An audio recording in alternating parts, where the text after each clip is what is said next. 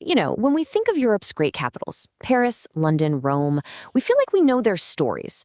But what if one of those famous cities was hiding a secret identity? What if it was secretly the capital of a major kingdom for centuries? Well, today, we're going to uncover exactly that. So let me ask you this. When you think of the historic Kingdom of Hungary, what's the first capital that pops into your head? I'm guessing it's Budapest, right? Well, what if I told you another city held that title and held it for almost 300 years? Because the answer is not Budapest. And get this, the city we're talking about was the capital of the Hungarian kingdom for longer than modern Budapest has even been a single city.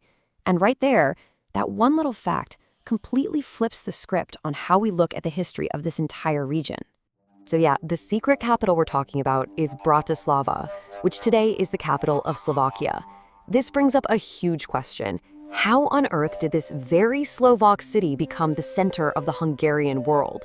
The story is this fascinating mix of crisis, smart strategy, and some really, really deep history. And look, this wasn't just some brief, temporary thing during a war. We're talking about a massive 267 years. That is a huge chunk of European history, all centered in a place you would probably never ever guess. I mean, the sheer scale of it is wild. 10 different kings, a queen, and 7 royal consorts, all of them received their crowns right here. This wasn't just the capital in name only, it was the absolute ceremonial and political center of the entire kingdom. So what's the first thing that comes to mind? Well, there is an obvious answer, one that you'll find in pretty much any history book, and you know what? It makes perfect sense on the surface. What's so striking here is just how fast this all happened. In 1526, you have the disastrous Battle of Mohacs, which just shatters the Hungarian army. A mere 10 years later, the traditional capital, Buda, falls to the Ottoman Empire. The court had to get out of there, and fast. So Bratislava, being safely tucked away, was declared the new capital. Simple, right? A wartime necessity. But this is where it gets really interesting.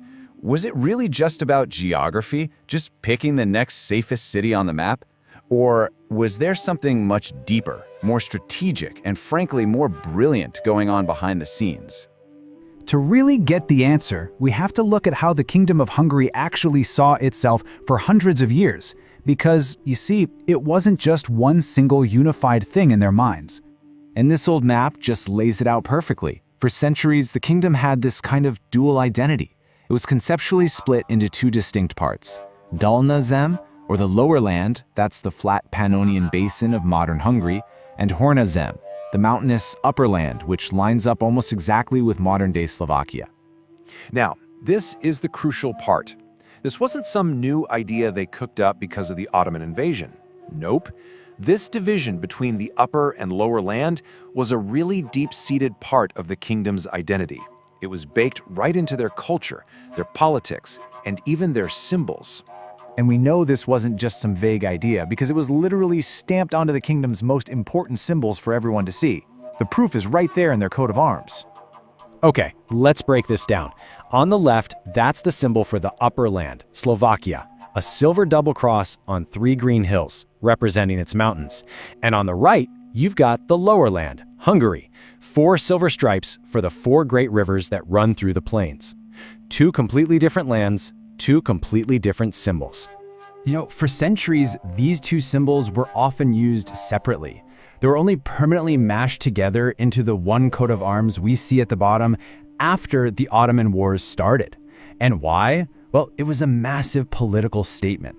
It was the kings ruling from Bratislava telling the world that they were the rightful rulers of both lands, the free upper land and the occupied lower land.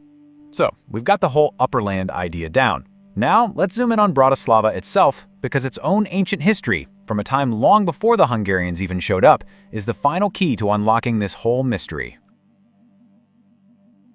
But choosing Bratislava wasn't just about running from the Ottomans. Oh no, there were much deeper, much more strategic reasons at play here. This was a brilliant political move, one that tapped into a history far older than the Kingdom of Hungary itself. Which brings us to the big question, right? Out of all the cities in the northern part of the kingdom, why Bratislava? What made it so special? Well, here's the thing. This wasn't just about military tactics. The source material calls it an act of historical rehabilitation. Ferdinand I wasn't just picking a new dot on the map. He was intentionally reviving the importance of an ancient city, and by doing that, he was sending a really powerful message. To get it, we have to jump in a time machine and go way, way back to 907 AD. This is the very first time Bratislava ever shows up in a written record. And it's not some tiny mention, it's right in the middle of a massive battle that totally changed the game for a powerful medieval state. And that state was Great Moravia, a major Slavic empire at the time. See, before the Hungarians even arrived in the area, Bratislava was already a key political and cultural hub for this Slavic power. It was a center of statehood, one of its southern strongholds. And this is where it gets so smart. Let's just walk through this brilliant political move step by step. 1. Ferdinand I, a Habsburg, needs a new capital.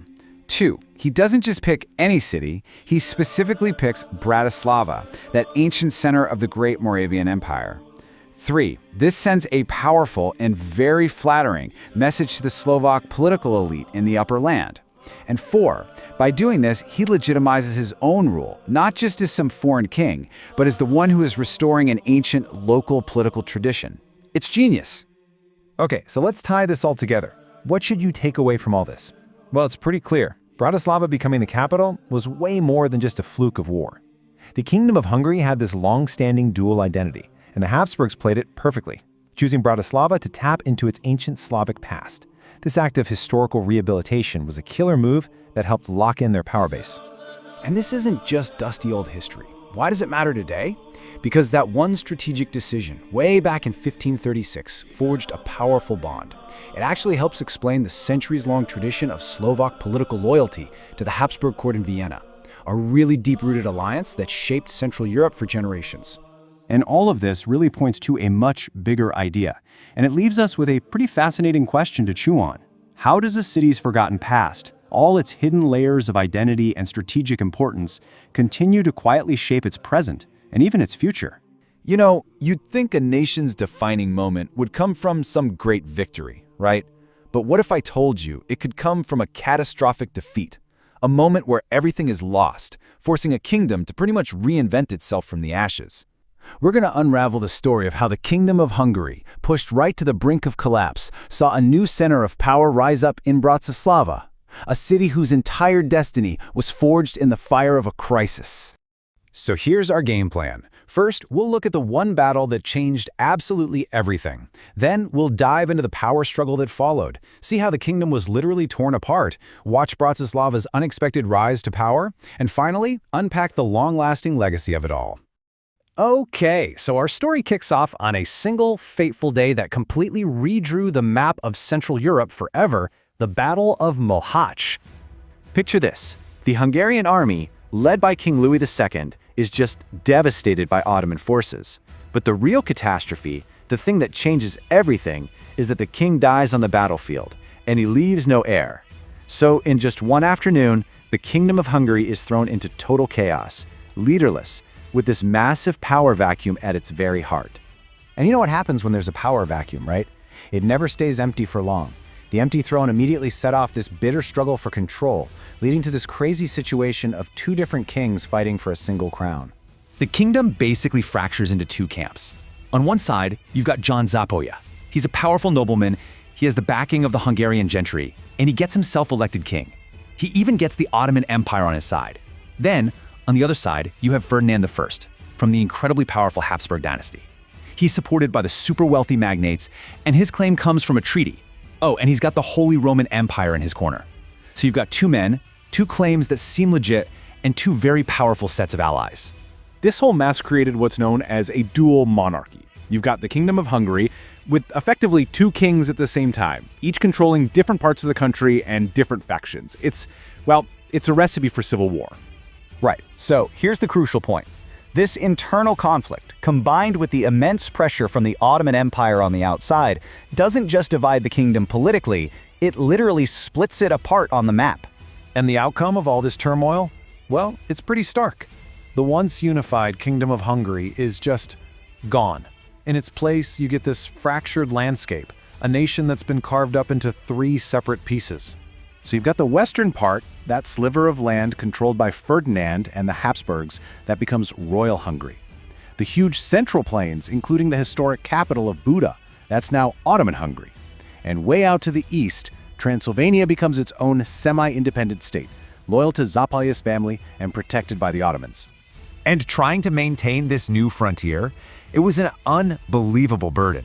Just to give you a sense of the scale here, defending the border of Royal Hungary cost the Habsburgs $1.8 million in gold every single year. This wasn't just a line on a map. It was a permanent, expensive, and incredibly dangerous front line. So with all this pressure, having a stable, defensible capital became more critical than ever. With the traditional centers of power either captured or under threat, this crisis created an opening, a real opportunity for a new city to step up. The big moment came in 1536. With some incredible foresight, Ferdinand I made a brilliant strategic choice. He officially names Bratislava the new capital of his territory, Royal Hungary. And that move would soon prove to be absolutely essential for the kingdom's very survival. And just a few years later, you see exactly why. In 1541, the ancient capital, Buda, falls to the Ottomans. Then, just 2 years after that, Székesfehérvár, the city where kings had been crowned for centuries, is also conquered. Just like that, the old centers of power were gone. Suddenly, Bratislava wasn't just a capital, it was the only one left. And listen, this wasn't some temporary fix. For nearly 3 centuries, Bratislava was the political, administrative, and even the spiritual heart of the Kingdom of Hungary. It's where kings were crowned, where parliament met, and where the entire fate of the nation was decided. But this shift did way more than just change a location on a map. It fundamentally reshaped the political identity of the whole region, and it created a legacy that would echo for centuries. For the Slovak people, Bratislava's new status was a game changer. It became the center of their political life. The Habsburg dynasty, the ones who made Bratislava the capital, started to be seen not as foreign rulers, but as crucial allies protecting them from outside threats. And this alliance became so deep-seated that hundreds of years later, in 1848, Slovak leaders naturally sided with the Habsburgs in Vienna against a rising tide of Hungarian nationalism. There's a quote that just sums it all up perfectly. The support for Vienna was not just a political choice, but an act of historical memory and identity. The political decisions being made in the 19th century were a direct echo of events all the way back in the 16th. That's history shaping the present. And so we end up right back where we started, with a question. The story of Bratislava is such a powerful reminder that history is never simple. Sometimes the path to greatness, to becoming a capital and the center of a nation's story, doesn't begin with a glorious conquest, but with the sheer necessity born from a devastating defeat. And the city, wow, it hit its absolute peak under the reign of this one incredible monarch. Her vision completely transformed Bratislava, turning it into a real jewel of the 18th century. And that ruler was the one and only Empress Maria Theresa. So, this era, it's known as Bratislava's Golden Age. And really, it's the story of how a city can just skyrocket to prominence, becoming the absolute center of gravity for everything. Politics, culture, society, you name it. Under Maria Theresa, Bratislava Castle went from being, just a fortress, into this huge, grand royal residence. It became the main stage, the place where all the social and political drama of the kingdom unfolded. And boy, did people notice. The city's new status kicked off this massive boom. I mean, the population tripled during this time. Can you imagine? It was like a magnet for nobles, for artists, for merchants. Everyone wanted to be in the capital's orbit. And the pace of change, it was just staggering. In 1775, Maria Theresa says, "Tear down the old city walls. We need to expand." Boom, done. A year later, a brand new Grand City Theater goes up. And then, get this, in 1777, she creates a whole new official holiday, a first in history, by the way, to celebrate the Saints Cyril and Methodius. So the city was literally being rebuilt from the ground up. New streets, incredible summer palaces, with these fancy gardens popping up just outside the center, and the social scene, the cultural life, it was just electric, absolutely buzzing. This was Bratislava in its prime, shining its brightest. But you know how these things go. What goes up can come down and fast. The city's golden age didn't just fade away. It came to this sudden, dramatic, crashing end. The glory was gone. and its most famous symbol, the castle itself, was about to go up in flames. So what happened? Well, the turning point was the reign of Maria Theresa's own son, Joseph II. And his rule, it was a complete 180. He basically started moving all the important government offices out of the city, stripping it of its capital status. Just like that, the growth stopped. A long, slow decline had started. And here's the moment it all became real. On May 13th, 1783, the actual royal crown of Hungary was taken out of Bratislava Castle and shipped off to Vienna. That one single act, that was it. It was a symbol for the end of an era. Bratislava was not the capital anymore. And what came next was just a century of hardship, really. First, the Napoleonic Wars bring the fighting right to the city's doorstep. In 1809, Napoleon's actual army is shelling Bratislava. But the final just gut-wrenching blow, that came just 2 years after that. 1811. That's the year. The year the magnificent Bratislava Castle, the home of kings, the symbol of the city, burned to the ground. And the cause? You're not going to believe this. Just pure carelessness from a military garrison that was stationed there. A fiery, tragic end to its royal story. And the castle just sat there, a ruin, for more than 100 years. But okay, here's where the story gets really interesting. Because even though the city lost its political power, its crown, its cultural heart, it never stopped beating. In fact, you could argue it started beating even stronger. I mean, the city's cultural pull was insane. It was drawing in a literal who's who of classical music. A 6-year-old Mozart? Yeah, he performed a concert here. Beethoven? He came to town to have his work performed in the cathedral. And then a 9-year-old prodigy named Franz Liszt shows up, and it's the wealthy patrons in Bratislava who spot his talent and pay for his education. The place was a total musical powerhouse. And it wasn't just about the music either. Even though it had been demoted politically, Bratislava reinvented itself. It became this engine of industry, a real hub for new technology and fresh ideas. The innovative spirit here was just off the charts. We're talking more than 70 active guilds fueling the economy. They launched one of the oldest tram systems in Europe, getting the jump on both Vienna and Budapest. They even tried a hot air balloon flight, way back in 1784. This was a city that just refused to let its lost crown defy it. So what's the big takeaway here? I think the real story of Bratislava isn't just about a rise and a fall. It's really a story about something much more powerful, resilience. And this quote just nails it. The political glory? Gone. The castle? A ruin. But none of that could put out the city's true spirit. That heartbeat of culture, of music, of innovation, it turned out to be way more durable than any royal title ever was. Which kinda leaves us with one last thought, right?